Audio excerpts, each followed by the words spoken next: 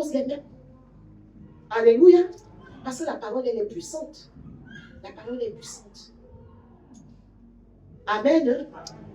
Elles sont là ensemble. La fatigue. Alléluia. Oh. Mon ancien, elle est là. 6 heures du matin.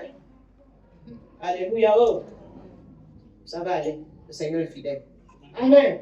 Amen. C'est ça. Donc, bien aimé, que nous ne soyons pas aveuglés.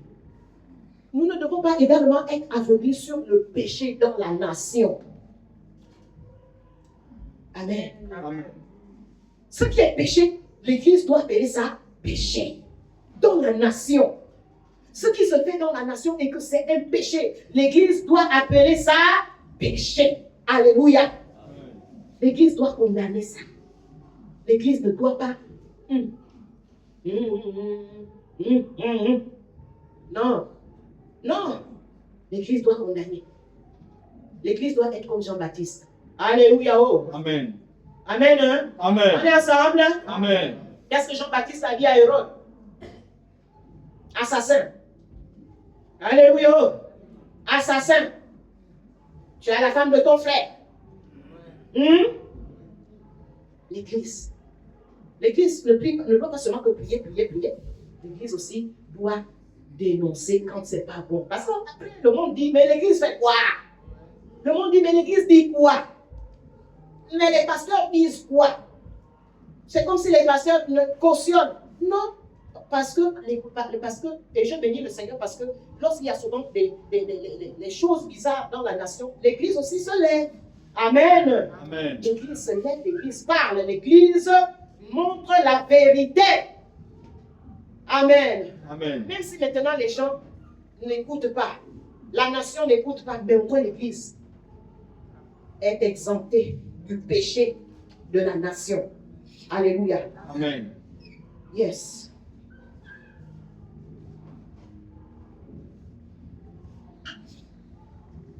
Donc ce couple, nous sommes toujours sur Ananias là, ce couple n'a pas haï le péché. L'homme comme la femme, et c'est pas parce que nous sommes couple. Alléluia. Oh. Amen. C'est pas parce que nous sommes couple que si l'époux est dans le péché que toi tu dois cautionner le péché. Sinon vous devenez Ananias et Saphira. Amen. Amen. C'est pas parce que la femme a péché que toi l'homme tu fais maintenant tu couvres Ananias et Saphira. Et nous-mêmes nous savons là où Ananias et Saphira. Et puis ils sont morts le même jour. Dans le tombeau. Wow. Le même jour à cause de leur complicité diabolique. Amen. Donc, il y a beaucoup à dire là-dessus. Parce que toi, femme, tu peux sauver ton mari. Toi, homme, tu peux sauver ta femme. Amen. Amen. La question que le Seigneur nous pose ce matin, quel est le péché qui se couche à ta porte? Quel est le péché qui t'enveloppe aussi facilement? Amen. Amen. Quel est le péché qui t'enveloppe aussi facilement? Quel est le péché? Quel est le péché que tu dois haïr farouchement, sur lequel tu dois travailler dans cette année 2026 pour dire ça là, assez c'est assez dans ma vie, avec le Saint-Esprit. Alléluia. C'est la question que le Seigneur nous pose ce matin. Quel est le péché qui t'enveloppe aussi facilement? Est-ce le péché des querelles? Est-ce le péché des colères? Est-ce le péché de la paresse spirituelle? Est-ce le péché de l'envie? Est-ce le péché de l'adultère, de l'immoralité sexuelle? Est-ce le péché de l'impureté? Les jeunes, pour qui regardent les choses qui ne sont pas de Dieu dans les téléphones. Est-ce le péché là que tu continues de regarder en cachette? Est-ce le péché de la sorcellerie ou de la magie? Vous savez qu'il y a des gens qui viennent à l'église, on prêche, on enseigne, mais ils continuent à aller chez les gangas. Amen. Ils continuent. Non, mais c'est la vérité. Oh. Nous sommes des pasteurs. Ce sont des choses que nous découvrons. C'est pour ça que nos yeux sont maintenant bien ouverts. Bien ouverts. Parce qu'on avait cette foi-là que, quand on vient à l'église, les gens ne peuvent plus faire certaines choses. Mais quand au fur et à mesure, Dieu, tu as le courage. Tu viens à l'église. Tu lèves les mains. Tu chantes. Tu fais le mimique même de parler en langue. Et tu vas chez les féticheurs. Parce que il y a quelque chose, tu as un problème maintenant dans ta vie qui t'embête là. Tu vas voir le féticheur en cachet.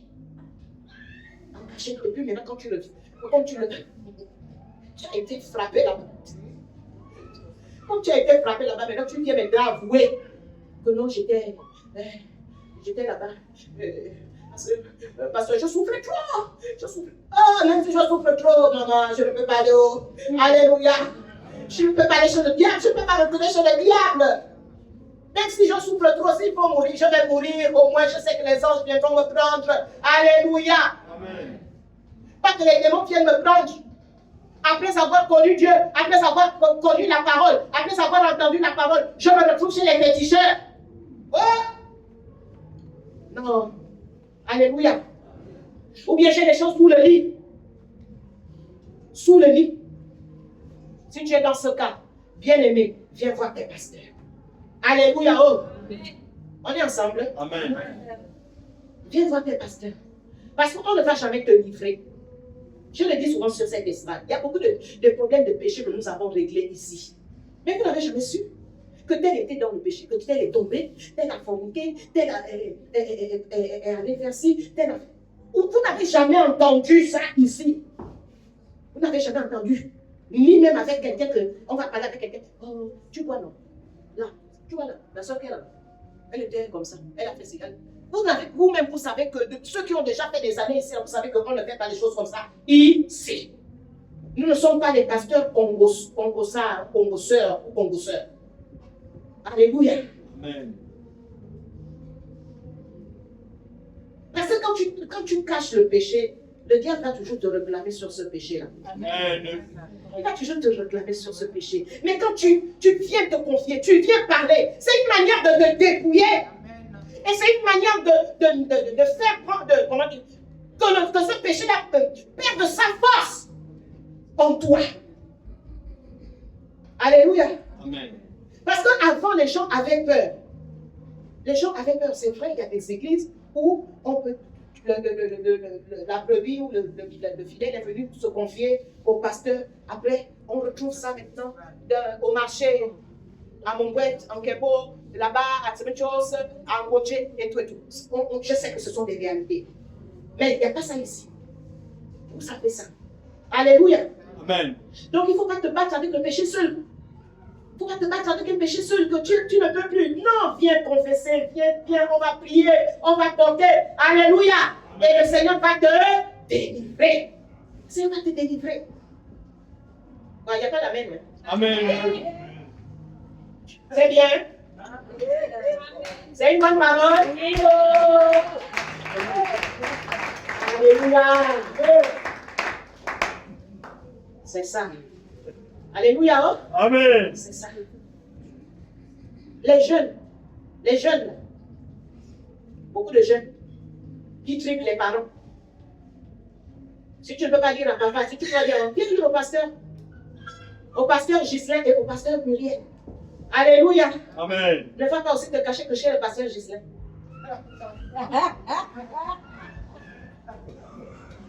Alléluia. Oh. Parce que le pasteur Ghislain est doux. Il n'est pas seulement doux. Amen. Hein? Amen.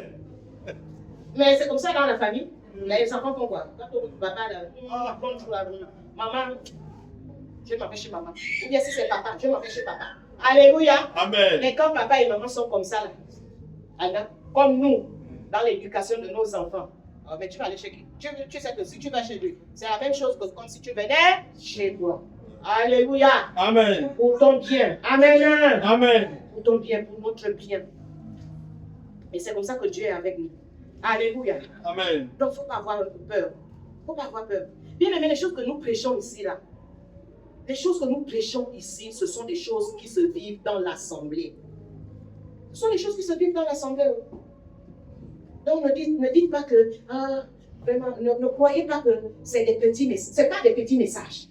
Ce sont les réalités que les gens vivent. Mais comme nous ne sommes pas, on ne parle pas, on ne doit pas payer, on ne doit pas livrer les secrets. C'est le secret professionnel. Alléluia. Amen. Donc, ne croyez pas que, si peut-être que toi, tu n'es pas concerné dans un domaine, mais l'autre est concerné dans ce domaine, l'autre domaine. Hein? Amen. Amen. Donc, ne crois pas que... Non. Alléluia. Amen. Le péché de l'avortement. Le péché de l'avortement. Quand tu vas avorter là, parce que tu allais forniquer, et tu ne veux pas que ça sorte à l'église. Mais Dieu va faire sortir ça. Amen. Dieu va faire sortir ça. Oh. Alléluia. Oh. Amen. Dieu va le faire sortir. Parce qu'il veut te sauver. Oui. Parce qu'il veut te délivrer de la mort. Tu as tué. Et tu crois que ça va se passer simplement comme ça. Mais l'âme la crie. L'âme la crie. L'âme la crie. Et ça peut même bloquer ta fertilité. Amen. Demain, je suis stérile. Oh. Maintenant, après là, tu as étouffé le péché, étouffé, caché. Maintenant là, Dieu te donne comme il est amour, là, il te donne le mari. Maintenant, tu veux faire les enfants, c'est là où Dieu t'attend. C'est là où Dieu t'attend maintenant. Maintenant, tu vas venir confesser. Ah, et ça faisait des années. Pitié. Pitié.